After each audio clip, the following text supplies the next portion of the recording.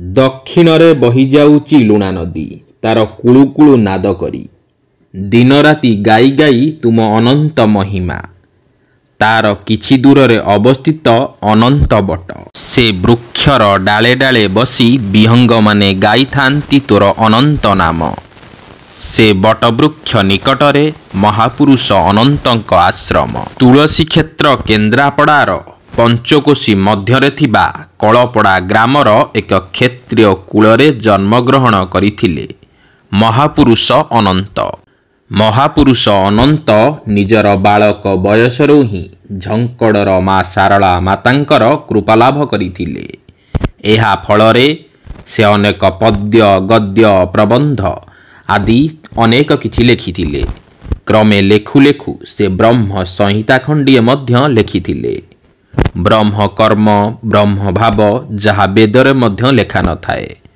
ପୁସ୍ତକ ରଚନା ସମୟରେ ତାଙ୍କ ଦେହ ଅସୁସ୍ଥ ହେବାରୁ ତାଙ୍କର ପିତାମାତା ଭାବିଲେ ପୁତ୍ର କି ଗ୍ରନ୍ଥ ଲେଖୁଛି, ସେଥିପାଇଁ ତାକୁ ଏ ଭୟଙ୍କର ଜ୍ୱର ହୋଇଛି। ତେଣୁ ତାଙ୍କର ପିତାମାତା ସେ ସମୟରେ ପୁସ୍ତକକୁ ଚିରି ଫୋପାଡ଼ି ଦେଇଥିଲେ। ଏହାପରେ କିଛି ଦିନ ବିତିଗଲା। ସେ ସୁସ୍ଥ ହୋଇ ସଂସାର କାର୍ଯ୍ୟରେ ସମୟ ବିତାଇଲେ। ଦିନକର ଘଟଣା, ହଠାତ୍ ମହାପୁରୁଷ ଅନନ୍ତଙ୍କ ଶରୀର ପୁଣି ଅସୁସ୍ଥ ହୋଇପଡ଼ିଲା। ଏହାପରେ ମହାପୁରୁଷ ଅନୁଭବ କଲେ ଯେ ତାଙ୍କୁ ଏ ସଂସାର ମାୟାକୁ ତ୍ୟାଗ କରିବା ପାଇଁ ପଡ଼ିବ। ଏହାପରେ ସେ ତାଙ୍କ ଗ୍ରାମ ନିକଟରେ ଥିବା ବାସୁଦେବଙ୍କ ମନ୍ଦିରରେ କିଛି ଦିନ ରହିଲେ। ସେଠାରେ ସେ ପରମାତ୍ମାଙ୍କୁ ଧ୍ୟାନ କରି ସଂସାରର ମାୟା ଜଞ୍ଜାଳକୁ କାଟିଥିଲେ। ଏହାପରେ ସେ ମହାପୁରୁଷ ପ୍ରାଣକୃଷ୍ଣ ଦାସଙ୍କଠାରୁ ନାମ ଗ୍ରହଣ କରିଥିଲେ। ଏହାର କିଛି ଦିନ ପରେ ହଠାତ୍ ଗୋଟିଏ ଦିନ ମହାପୁରୁଷ ଅନନ୍ତ ପୁରୀ ଧାମକୁ ଯାତ୍ରା କରିଥିଲେ। ଏହିଠାରୁ ହିଁ ସେ ମହାଶୂନ୍ୟରୁ ଗୁରୁଦେବ ଶୂନ୍ୟ ବ୍ରହ୍ମଙ୍କଠାରୁ କୌପିନୀ ପାଇବା ପରେ ସେ ପ୍ରଥମେ ଖଣ୍ଡଗିରିକୁ ଯାଇଥିଲେ, କାରଣ ଖଣ୍ଡଗିରି ହେଉଛି ଏକ ସିଦ୍ଧ ସ୍ଥାନ। ସେଠାରୁ ସେ କିଛି ଅଞ୍ଚଳ ବୁଲିବା ପରେ ପୁନଶ୍ଚ କଳପଡ଼ାକୁ ଫେରି ଆସିଥିଲେ। କଳପଡ଼ା ମଠରେ କିଛି ଦିନ ରହିବା ପରେ ମହାପୁରୁଷ ଗଡ଼ଜାତ ଯାତ୍ରା ଆରମ୍ଭ କରିଥିଲେ। ପୌଷ ସଂକ୍ରାନ୍ତି ଦିନ ମହାପୁରୁଷ ଅନନ୍ତ ଆଠଗଡ଼ ଧାମରେ ପ୍ରବେଶ କରିଥିଲେ। ସେଠାରୁ ଫେରି ସେ ଢେଙ୍କାନାଳ ଅଞ୍ଚଳକୁ ପ୍ରବେଶ କରିଥିଲେ। ଅତି ଦୁର୍ଗମ ଓ ନିଛାଟିଆ ରାସ୍ତା ଦେଇ ମହାପୁରୁଷ ଯାତ୍ରା କରୁଥାନ୍ତି। ବାଟରେ ରାତି ହୋଇଯିବାରୁ ସେଠାରେ ହିଁ ମହାପୁରୁଷ ଅନନ୍ତ ରାତ୍ରି ଯାପନ କଲେ। ପରଦିନ ସେ ଜୟଗୋପାଳ ମଠରେ ପହଞ୍ଚି ସେଠାରେ ଗୋଟିଏ ଦିନ ବିତାଇବା ପରେ ତା ପରଦିନ ପ୍ରାପ୍ତ କାଳରେ କପିଳାସ ତୀର୍ଥକୁ ଯାତ୍ରା ଆରମ୍ଭ କଲେ। ଦୁର୍ଗମ ଜଙ୍ଗଲ ମଧ୍ୟ ଦେଇ ମହାପୁରୁଷ ଯାତ୍ରା କରୁଥାନ୍ତି। ଜଙ୍ଗଲୀ ଜୀବଜନ୍ତୁମାନଙ୍କର ଭୟଙ୍କର ରଡ଼ି ସାଙ୍ଗକୁ ସମ୍ପୂର୍ଣ୍ଣ ଘଞ୍ଚ ଜଙ୍ଗଲ ମଧ୍ୟ ଦେଇ ମହାପୁରୁଷ ଅତିକ୍ରମ କରୁଥିବା ସମୟରେ ହଠାତ୍ ଏକ ମହାବଳ ବାଘ ମହାପୁରୁଷଙ୍କ ନିକଟକୁ ଆସିଯାଏ। କିନ୍ତୁ ସେ ବାଘ ମହାପୁରୁଷଙ୍କୁ ଦେଖି ପୁଣି ଅରଣ୍ୟ ମଧ୍ୟକୁ ପଳାଇଯାଏ।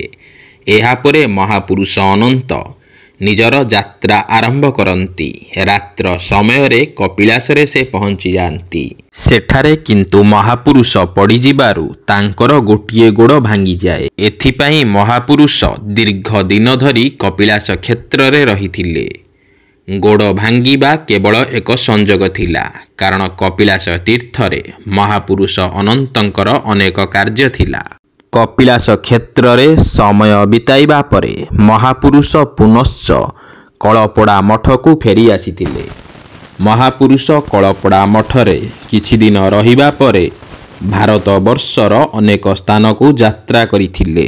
କଳପଡ଼ା ମଠର ପୂର୍ବରେ ଖସାଡ଼ି ବୋଲି ଏକ ଗ୍ରାମ ଅଛି। ସେ ଗ୍ରାମର ଉତ୍ତରରେ ଏକ ବଟବୃକ୍ଷ ଅଛି। ସେ ବଟବୃକ୍ଷର ନାମ ହେଉଛି ଅନନ୍ତ ବଟ। କାହିଁ କେଉଁ କାଳରୁ ମହାପୁରୁଷ ଅନନ୍ତଙ୍କୁ ଚାହିଁ ରହିଥିଲା ସେ ଅନନ୍ତ ବଟ। ଉକ୍ତ ସ୍ଥାନରେ ହିଁ ମହାପୁରୁଷ ଅନନ୍ତ ନିଜର ମଠ ସ୍ଥାପନ କରିଥିଲେ। ମହାପୁରୁଷଙ୍କ ଲୀଳା ଓ ମହିମାକୁ ଯେତେ ବି ବର୍ଣ୍ଣନା କଲେ ମଧ୍ୟ ତାହା ସମ୍ପୂର୍ଣ୍ଣ ହେବ ନାହିଁ। ଆସନ୍ତୁ ମହାପୁରୁଷଙ୍କର କେତେକ ମୁଖ୍ୟ ମଠ ବିଷୟରେ ଆଲୋଚନା କରିବା। ପ୍ରଥମେ କଳପଡ଼ା ମଠ ନିକଟେ କଳ୍ପବଟଟି ଜାଣ। ଦ୍ୱିତୀୟରେ ଖସାଡ଼ି ମଠ ନିକଟେ ଅନନ୍ତ ବଟ ପ୍ରମାଣ। ତୃତୀୟ ନବର କାନନ ମଠର ବାଞ୍ଛା ବଟଟି ବିଖ୍ୟାତ। ଚତୁର୍ଥେ ଭଦ୍ରକ ଇଶାଣପୁରରେ ଥିବା ସିଦ୍ଧ ବଟଟି ଜାଣ। ଫତେଗଡ଼ ପାଖ ବ୍ରହ୍ମଝରିଲୋ ମଠରେ କେତେ ଯେ ଲୀଳାଖେଳା ହୋଇଛି, ତାହାର ପଶ୍ଚିମେ ପଞ୍ଚ ବଟଟି ଜାଣ, ଯାହାର ଅନେକ ମାହାତ୍ମ୍ୟ ରହିଛି। ସେ କାଳରେ ସମାଳ ବୋଲି ଏକ ଗ୍ରାମରେ ଜଣେ ସ୍ୱାମୀ ସ୍ତ୍ରୀ ରହୁଥିଲେ। ତାଙ୍କର ଯେତେ ପିଲାପିଲି ଜନ୍ମ ହେଉଥିଲେ, ଜନ୍ମ ହେବା କ୍ଷଣି ହିଁ ମରିଯାଉଥିଲେ।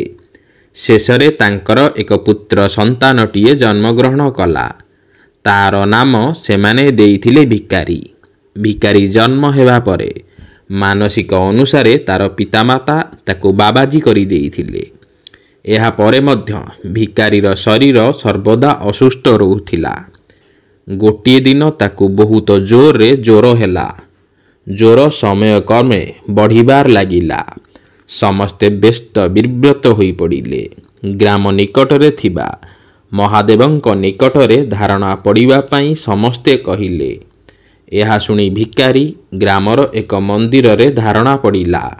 ଏମିତି ଦିନ ପରେ ଦିନ ବିତି ଚାଲିଥାଏ। ଧାରଣାର ଠିକ୍ 21 ଦିନ ରାତ୍ରରେ ଭିକାରୀକୁ ସ୍ୱପ୍ନରେ ନିର୍ଦ୍ଦେଶ ହେଲା, ଖସାଡ଼ି ମଠକୁ ଯା, ସେଠାରେ ମହାପୁରୁଷ ଅନନ୍ତ ଅଛନ୍ତି। ସେ ହିଁ ତତେ ଠିକ୍ କରିପାରିବେ। ସେଦିନ ରାତ୍ରିରେ ଭିକାରୀ ପୁଣି ଥରେ ସ୍ୱପ୍ନ ଦେଖିଲା। ମହାପୁରୁଷ ଅନନ୍ତ ତାକୁ ଆସି କହୁଛନ୍ତି, କାହିଁକି ଏତେ ଚିନ୍ତା କରୁଛୁ? ମୋର ଆଜ୍ଞାରେ ତୁ ଭଲ ହୋଇଯିବୁ। ପରଦିନ ସକାଳେ ଭିକାରୀ ବାହାରି ପଡ଼ିଲା ମହାପୁରୁଷଙ୍କ ନିକଟକୁ। ଖସାଡ଼ି ମଠରେ ପହଞ୍ଚି ଭିକାରୀ ଯେତେବେଳେ ମହାପୁରୁଷ ଅନନ୍ତଙ୍କୁ ଦର୍ଶନ କରେ, ସେ ଆଶ୍ଚର୍ଯ୍ୟଚକିତ ହୋଇଯାଏ। କାରଣ ସେ ମହାପୁରୁଷ ଅନନ୍ତଙ୍କୁ କେବେ ଦେଖିନଥାଏ। କିନ୍ତୁ କାଲି ରାତିରେ ସେ ଯେଉଁ ସ୍ୱପ୍ନ ଦେଖିଥିଲା, ସେ ଯେଉଁ ରୂପକୁ ଦର୍ଶନ କରିଥିଲା, ଅବିକଳ ସେହି ଚେହେରାକୁ ଆଖି ଆଗରେ ଦେଖି ଭାବବିହ୍ୱଳ ହୋଇ ନିଜର ଦୁଃଖକୁ ମହାପୁରୁଷଙ୍କ ନିକଟରେ କହିଲା ଭିକାରୀ। ଏହାପରେ ମହାପୁରୁଷ ତାକୁ କହିଲେ, ଯା, ବିନା ଔଷଧରେ ତୁ ଭଲ ହୋଇଯିବୁ।